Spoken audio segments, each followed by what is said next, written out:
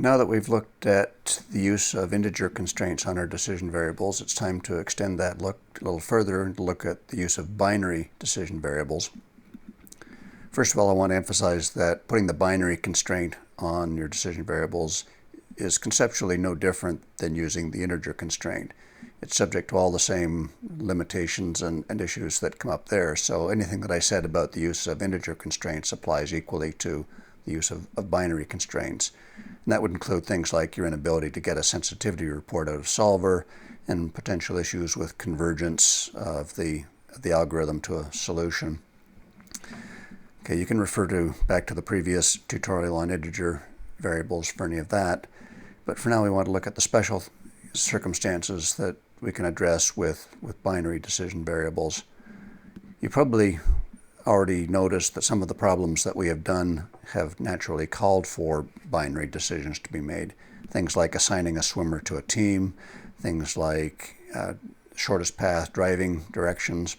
All of those are naturally binary decisions, but we are fortunate in the fact that transportation and assignment type problems like that will naturally come out to binary decisions, provided we have binary right-hand sides for our constraints, which we did in those cases. Now, however, we have to deal with situations where we don't have that formulation. We can't fall back on the right-hand side to have it default to binary solutions. So we're going to have to impose the constraint separately. In the next tutorial, I'll show you an example of doing that. But before we get there, it's worth looking at some of the special things that can be done with binary variables once you have them. The first thing you might think to do with a binary decision variable is simply to count it. You can count the number of things that are done, people that are assigned, projects that are taken on, all of those sorts of things. And we can build constraints around that if we have any need to. For example, we can set a right-hand side and then count up the number of decisions taken and require that that number be less than equal to or greater than equal to or exactly equal to some number. Those constraints are pretty simple, pretty conceptually straightforward. Nobody really has a lot of trouble with those. There are, however, three other types of constraints that are potentially quite useful in modeling business situations, but can be a little bit trickier conceptually to get our minds around. So let's look at these three here. The first one suggests that conditionality. In this case, doing project J would be conditional on doing project I, and that's very similar to when you go to register for a course with a prerequisite. You might say that course I would be a prerequisite for course J. In this case, we'd say J is conditional on I. And we can express that by saying simply that the decision variable for J has to be less than equal to the decision variable for I, knowing full well that they're both going to be either 1 or 0. Now we can verify that, and I'm going to flip over now to something that I scratched out in advance so I don't have to write and talk at the same time. This is what I typically write on the board at this point. It's not too difficult to verify that a particular constraint meets the requirements of conditionality that we're putting on the problem, but it's actually kind of difficult to go the other way, to take the conditionality and come up with the actual formula that works. There's a little bit of synthetic logic required there, but at least if you have the ability to check what you're doing, you can help work through it. Plus, of course, you can always look it up. So let's look at what this means here. When we say that, I'm changing letters on you here, when we say A is conditional on B, it means that A can only be done if B is done as well. So pay attention to the words. The words are critical to getting the formulation right here. So since A and B are both binary decisions, yes or no, there are only two possible outcomes for each one, and hence 4 outcomes in total. So I've tabulated them here. A and B are the decisions, 0 and 1 are the outcomes. We can have 0, 0, 0, 1, 1, 0, and 1, 1, corresponding to doing neither of these projects. Not doing A but doing B, doing A but not doing B, or doing both. Now for conditionality to apply, we can see that not doing either is perfectly okay.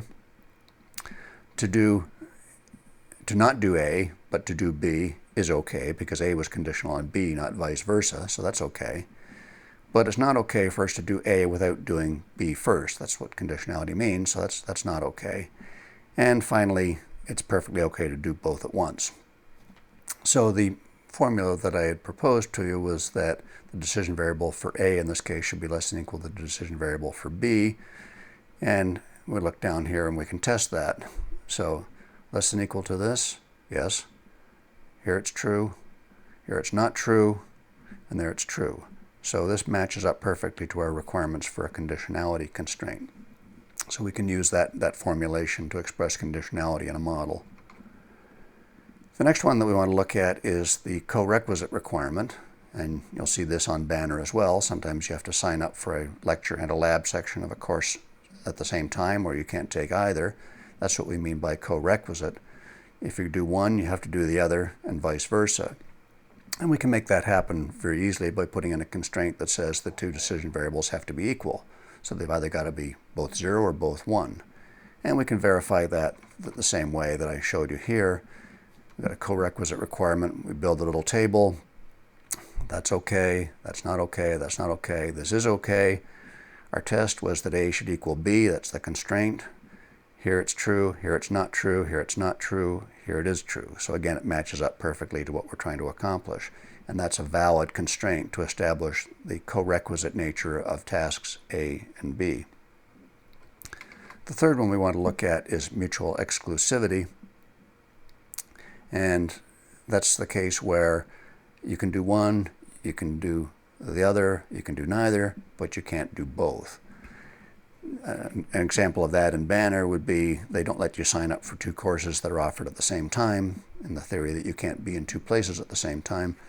So in that case, they would simply enforce that the decision variables for your course choices would enforce mutual exclusivity, and we can make that happen by simply adding those decision variables together. So we have xi plus xj here, and saying that the two together can't exceed 1. In other words, you can only do one of these, you can't do both. And this gives you the freedom to do either one or neither, but does not allow you to do both. And again, you can test that with our little matrix. Mutually exclusive choices, it's okay to do neither, it's okay to do B only, it's okay to do A only, but it's not okay to do A and B. So we test A plus B less than or equal to 1. That's true, true, true, false. Again, it lines up perfectly. So there are the basic building blocks of things that you can do to put logic constraints into models and use linear programming to help you solve them. These are the 3 fundamental tools that you can do. You can elaborate a little bit on these, but these are everything that you're going to need for what we're doing so far.